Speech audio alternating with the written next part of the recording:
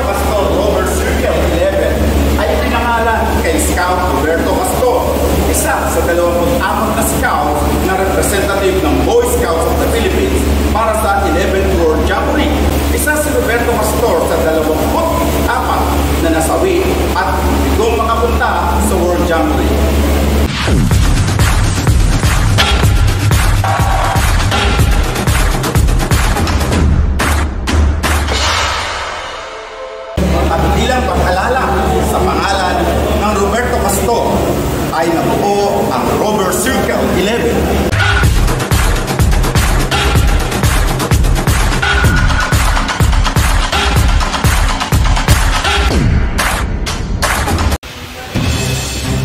Malakas ang ulan at hangin sa E. Rodriguez Junior High School campus noong ika-25 ng Hulyo 2023 ang pasimula ng magdamagang Rover Vigil para sa mga bagong kandidato sa pagkamiyembro ng Roberto Castor Rover Scouts. Naroon ang pamilya Castor at full force din ang Quezon City Council sa pag-agapay sa nasabing okasyon. Kasama rin ang pamunuan ng paaralan sa pagtanggap sa mga opisyal ng council at ng Rover Circle 11. Paano nga ba nagsimula at bakit mayroong Rover Circle 11 o Roberto Castor Rover Scouts? Ang idea po ng pagbuo ng Circle 11 ay nagsimula nung Centennial Jamboree ng Boy Scout of the Philippines na ginanap sa Parang Marikina. That time, yung Quezon City Eagles, which is mga ako, and then yung si John Paul Villalobos, nag-usap kami na magbibid kami ng isang Rover Circle na continuity ng aming scouting life. So ibig sabihin nun pawala na, ibig sabihin papunta na kami sa college life namin. sa college. So Okay. gusto namin magkaroon ng institutional way na hindi na kami dun sa high school namin. So naisip namin na bakit hindi tayo magtayo ng isang Circle Rover na continuity ng ating scouting journey. Bakit naisip niyo na Roberto Castor ang ipangalan doon sa inyong circle? To credit sa mga tao na nag-support sa amin that time kasi that was just an idea. Okay. Without those people na nasa likod namin that time, hindi naman magiging possible lahat. So I would like to mention si Sir Johnny Ramos who suggested that time din kasi active si Mampe regarding sa pag-support sa Quezon City Council and the Boy Scout of the Philippines. So he suggested kay Sir JP Villalobos na bakit hindi na gamitin natin si Roberto Castor as a circle name considering he was a scout hero and also he was came from Quezon City Council. Correct. Simula nga noon ay naging aktibo na ang Roberto Castor Rover Scouts sa pagpapalaganap ng kabutihan at paghahandog ng kasiyahan sa pamamagitan ng serbisyo publiko.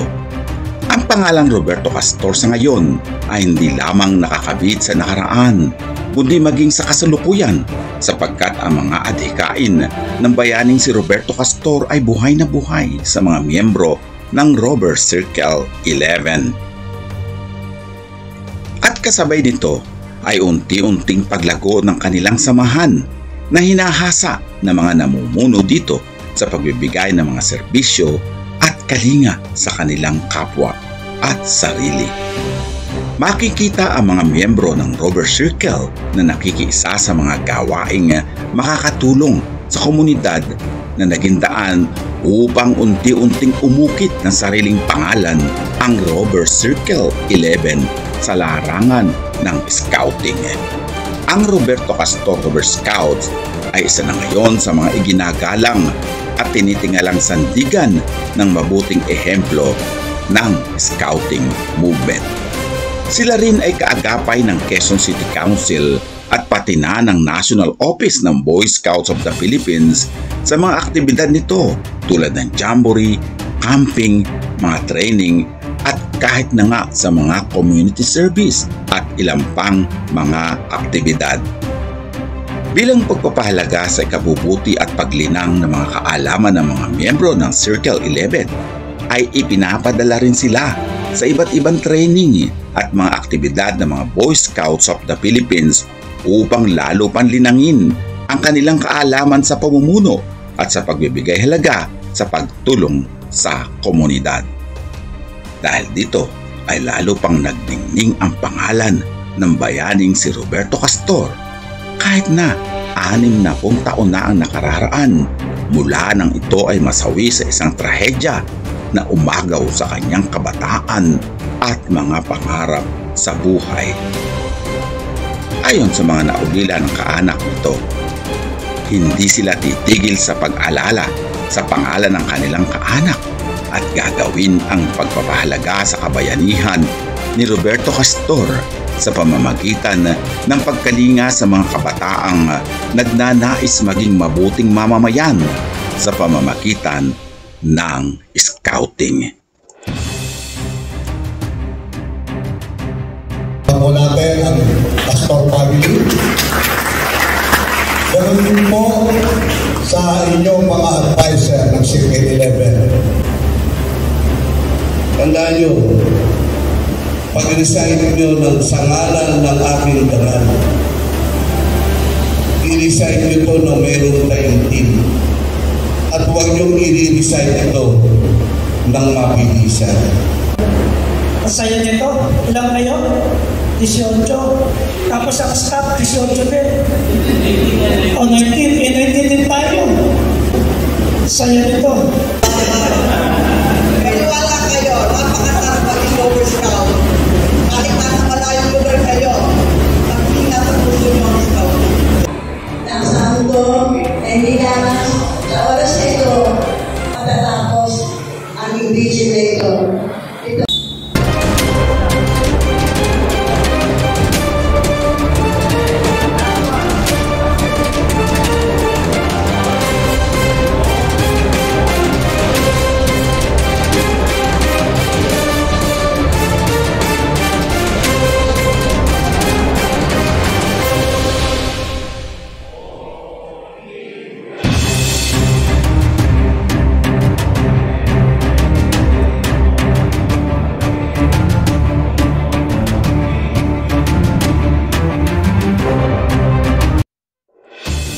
Hindi po natin lubusang ipinakita ang mga importanteng kaganapan o highlights ng Rover Vigil upang mapanatili ang pagiging sagrado nito at ang pagiging lihim, lalo na po sa mga tao o mga scouts na nagnanais sumapi sa Rover Scouting.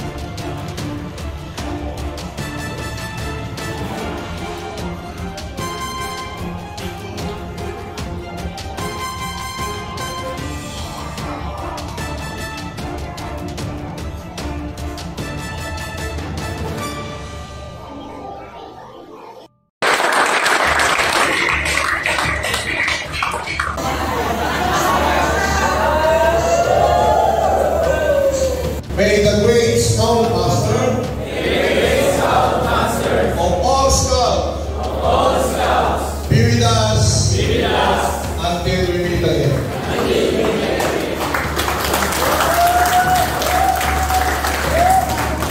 Masaya kasi ngayon nagtutuloy ang pagiging parte namin ng Circle 11. Para po saan, sobrang saya po kasi matagal na po namin ito inaantay itong vigil na po ito. Ngayon po is natuloy na po.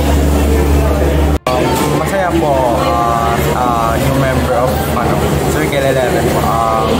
May mga bagong pong opportunities na dadating sa akin. Pangako po na tutulong po ako sa mga tao na nakakailangan. Working experience. Uy, feeling ko,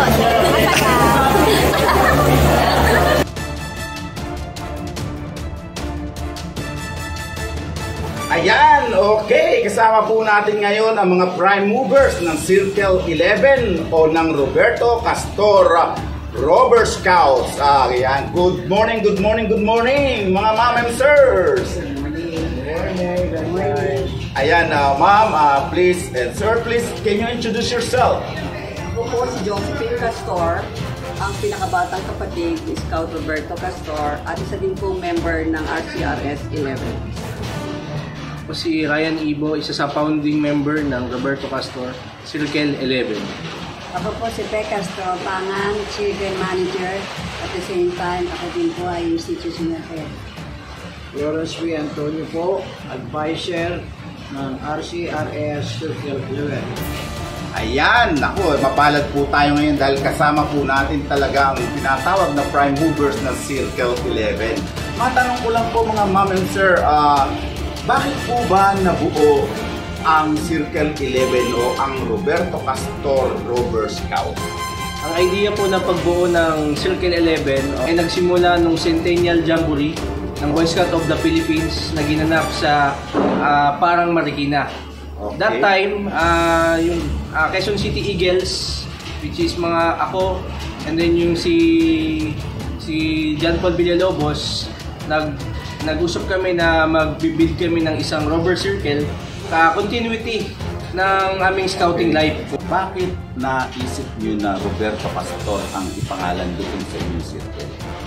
To credit sa mga tao na nag-support sa amin that time kasi that was just an idea. Okay. Without those people na nasa likod namin that time, hindi naman magiging possible lahat. So I would like to mention si Sir Johnny Ramos who suggested that time din kasi active si Mampe regarding sa pag-support sa Quezon City Council and the Boy Scout of the Philippines. So he suggested kay Sir JP Villalobos na bakit hindi na gamitin natin si Roberto Castor as a circle name, considering he was a scout hero and also he came from Quezon City Council. Correct. So that time, bilang proud din namin dahil kami ay Eagle Scouts ng Quezon City Council, then John Paul Villalobos start kausapin yung family ni Mampe Pangan Castor okay. Together with his dad nung nabubuhay pa, through Sir Johnny Ramos kung pwede ba namin gamitin yung pangalan ng kapatid nila o ng anak ni Sir Castor. Ano yun, tulad niyan, so lumapit pala sila sa inyo. Tapos, para kukunin, ibig sabihin gagamitin ang pangalan ng kapatid mo. Siyempre, alam natin ang kapatid mo ay isang bayani. Siya ay kasama sa 24 na bayaning Pilipino na pinadala natin sa Marathon Greece noong 1963. Yes, siyempre, sa kasamaan palad ay nagkaroon ng isang trahedya, kaya hindi sila natuloy doon. Bakit po, ano nyo, gagamitin ang pangalan ng inyong kapatid? Actually, isang malaking karangalan po ang gamitin ang pangalan ng kuya namin. So, lumapit po ako sa aking another time, nakahiga po siya sa karamdaman. At sinabi ko, sabi ko, meron po mga scout na gustong gamitin ang pangalan ng kuya.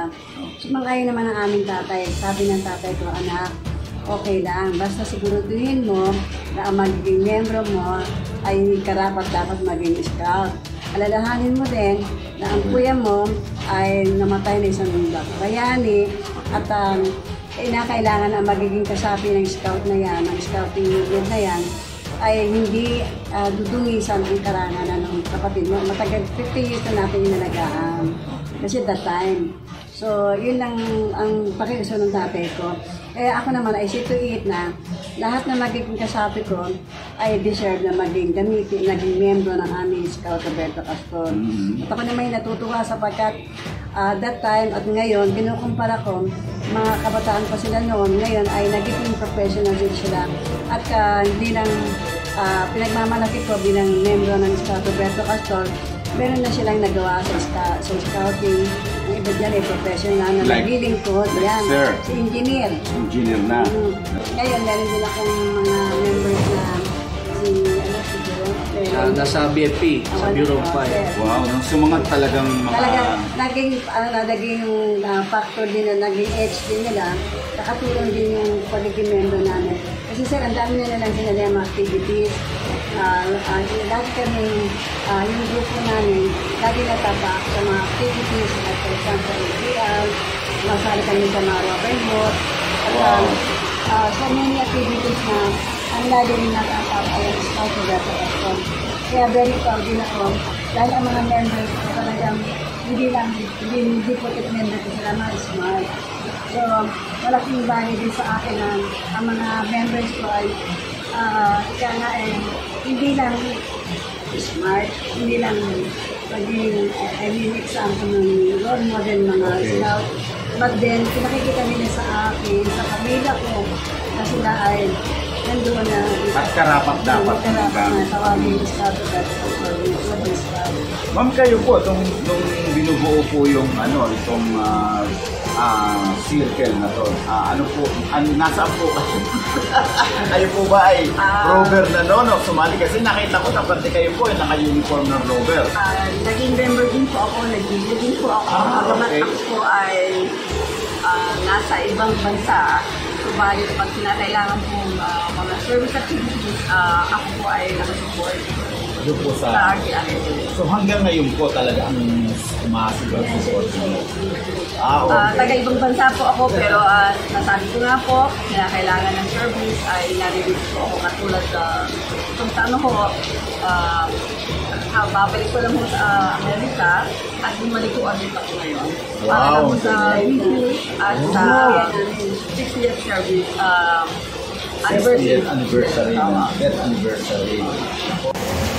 Ayan, ako, maraming salamat po sa mga information na inyong naibigay. Talagang nakakataba ng puso ang Rover Circle 11. Ayan. Sir Florencio, ayan, Sir Florencio Antonio, kayo po ay Guild Master ng St. George Guild. Ano po ang role niyo po dito sa Circle 11?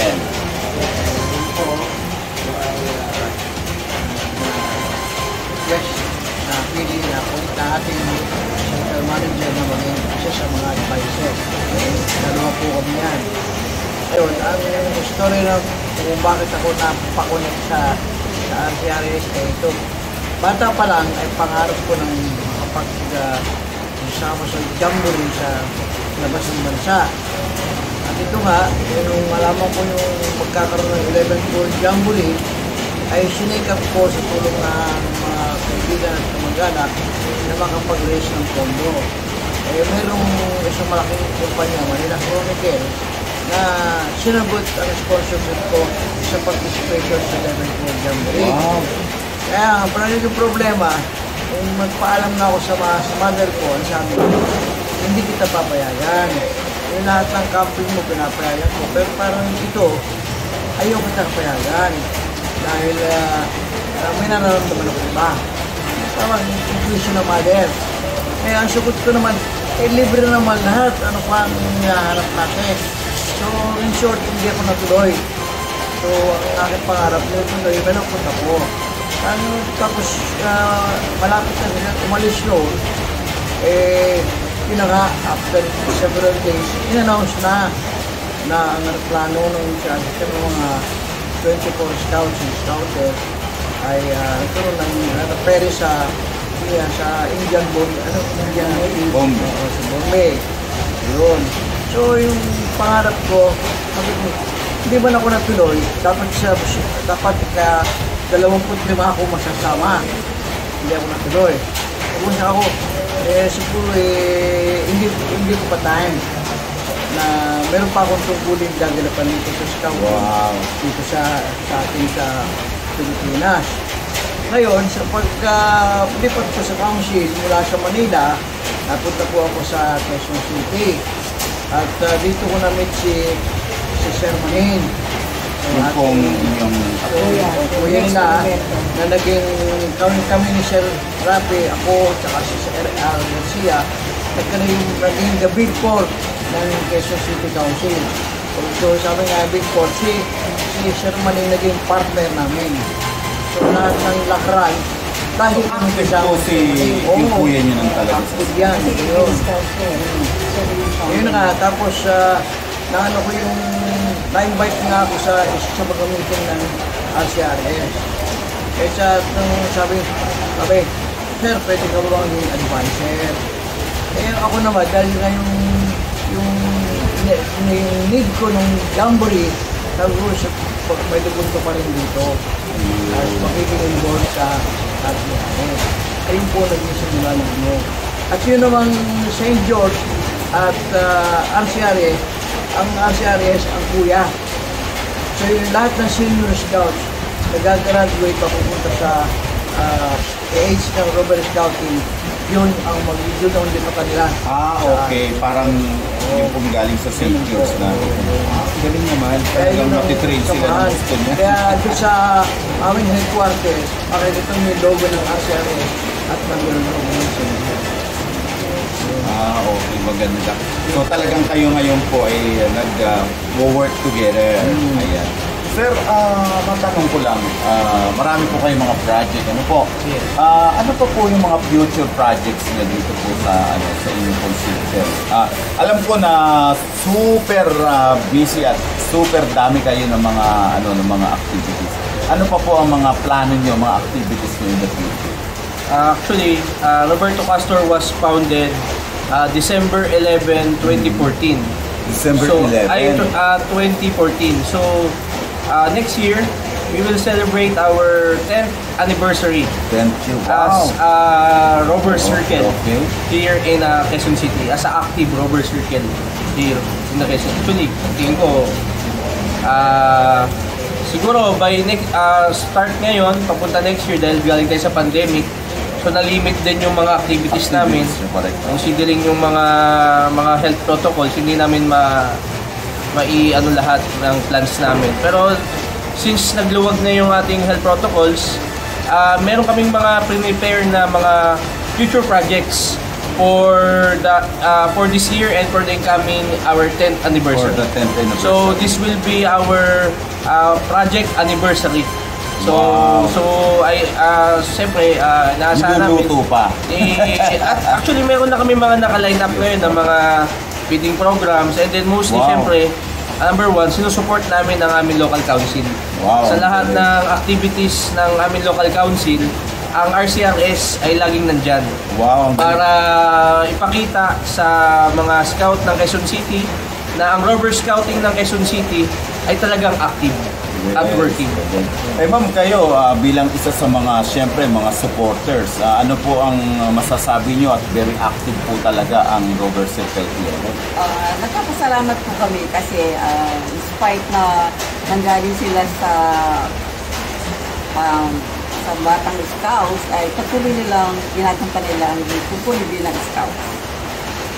Sa inyo pong dalawa, hanggang kailan kayo susuporta sa, hindi lamang of course sa mga scouting dito sa Rover Circle 11, hanggang kailan kayo susuporta sa scouting? Siguro dahil sa bili ng aming magulang na kung kami magsasawa ng pagsuporta sa scouting, kapag dito naramdaman namin ang pagmamahal ng magulang namin.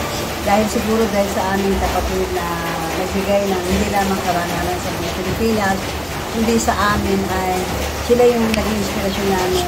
Kaya kami magkakapatid, sinabi ko, pag nakikita kami na very supportive sa scouting, masaya siya. Lalo na ang father namin na lagi sinasabi na lifetime commitment siya.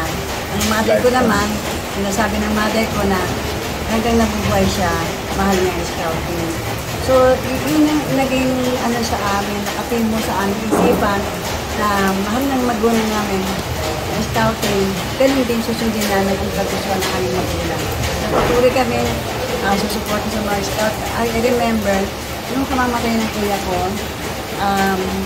dahil nga gusto ng mother ko na ituloy yung legacy ng brother namin, nag-sponsor siya ng isang group, imagine, sponsor ng uniform. Talagang dito siya nag-bigis na ito dahil dito yung nagbigay din dito galing ang brother namin.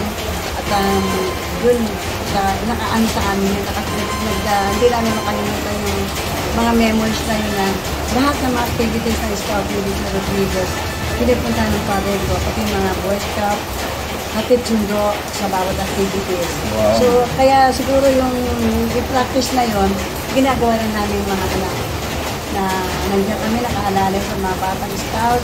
At dahil nga sabi ko, dahil ang kuya nga namin, namatay na isang scout, dahil pa nga sabi ng mother ko na, sa kuya ko na, so ano yung gusto ng kuya, makagasunin niya sa scout, hindi siya mamamatay. Kaya binili ko mother ko, Nay, hindi ako rin mamamatay sa scout. Para nang pinatatawanan ng mother ko. Kasi yung kuya ko nga, kahit lang nasa kusir, umaakit ng mga activities yun na paano, tumatakas, sa mukha ko din. Kaya sabi ko, yaya mo, Nay, sabi ko, di ako nang manamamatay. Teka, tanongin naman natin ang kapatid niyo. Kayo po, ma'am, nasa stage po kayo. So, hanggang kailan niyo po o kayo willing sumuporta sa scouting na nandito sa Pilipinas? Nasa dugo na po namin. Talagang hindi na talagang matatanggal ang support. Kasi kayo talagang halos buong family. Ano po? Nasa puso lang po namin. Nasa po. Since po nung inyong kapatid ay talagang nagpunta na doon na nag-camping sa Heaven. Marahil ho ay from the beginning ho, kasi gumawa ho ng paraan ng aking magulang para ho umatunay gawin ang aking kapatid. After na ho nangyari sa aking kapatid na Roberto Castor, pinadala din niya ho ang aking kapatid na si Eagle Scout Emmanuel Castor sa next Jamboree, which is sa Greece po. Sa Australia po yun?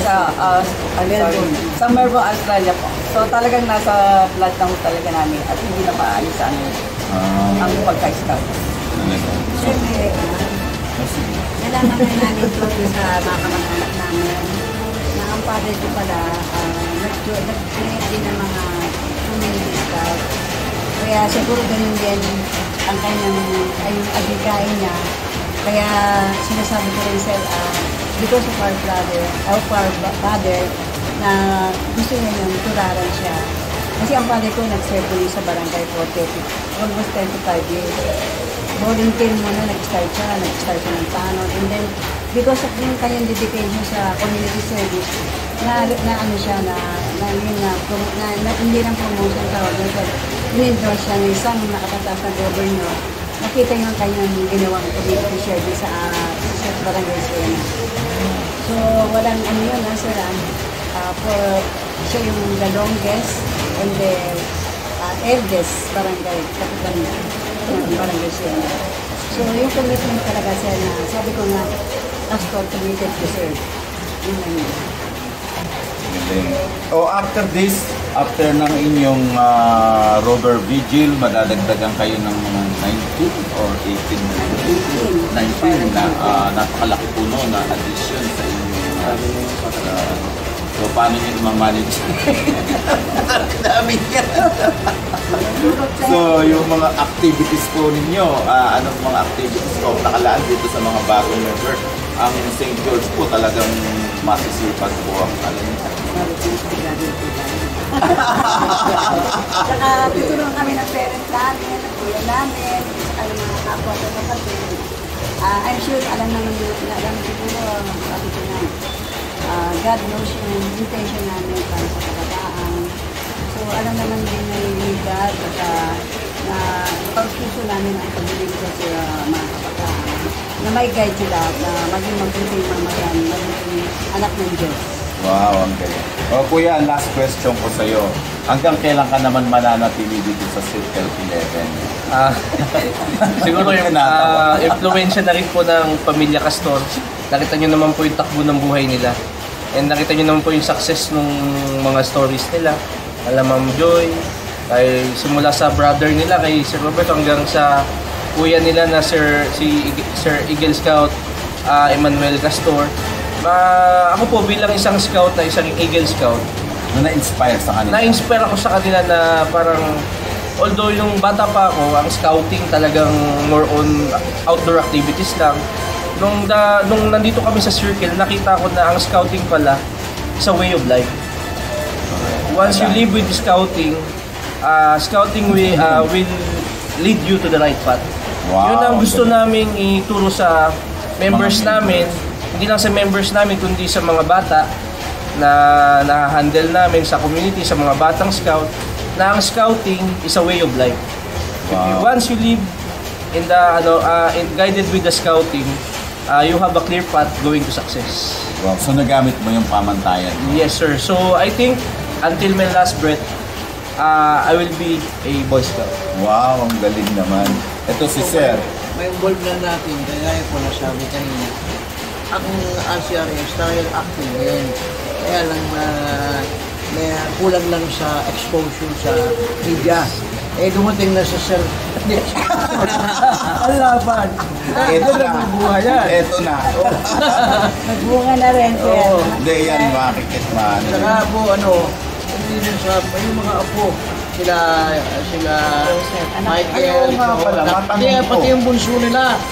Involved na ngayon sa So yung yung mga kiddies, mga kids, mga nasa scouting din po ba? Ako yung dalawang anak ko, napagano ko ng dalawang sa Japan. Wow! Kayo po? Ayun po nga dito. Ayun sa Japan. But yung sabi ng mga anak ko, Mami, it's good na na-involve kami sa scouting. Yun daw po naging edge nila, yung factor nila na nakarating din sila sa success. Sa success. So bagay totoo naman po yan. At least kahit paano nakita natin ang nagamit nila sa yung training ground na yun. Parang ako sir, as a living proof. Ako din yung mga kabats ko. Na lahat kami ngayon, actually ako busy ako. Supposed to be but may meeting ako sa Mindanao sa project ko. Yung mga kasama ko wala din dito dahil may mga kanya-kanyang profession sila. Pero kami bilang mga adults na nasa mga late 20s na buhay namin, o mid 20s na buhay namin. Dito namin napatunayan na kundi dahil sa scouting, hindi namin ma-imagine kung ano yung naging way namin patungo dun sa adulthood namin. Kasi ngayon maraming factor na pwedeng malihis yung landas ng isang kabataan. Usually, pag namamali sila ng barkadang sasamahan. So, dahil sa scouting, as a living proof, din yung mga kasama ko, mga kabatch ko, na lahat kami nag-success sa life. Through scouting, and under the umbrella of Roberto Castor, Robert Circle. Wow, ang galing naman. Matapos ang kasiphayuan na inabot ng Pamilya Castor dahil sa pagkawala ng kanilang kapatid, dahil po yan sa scouting, sila po ay bumawi. At isa na rito po ay ang pagtatayo o pagiging mga haligi ng Circle 11 na ipinangalan nila sa kanilang kapatid, ang Roberto Castor Rover Scouts. Sa ngayon, maraming mga scouts ang natutulungan ng Roberto Castor Circle. At hindi lamang ito natatapos ngayon. Habang sila ay sumusuporta sa scouting, maraming mga kabataan ang matutuwid ang landas.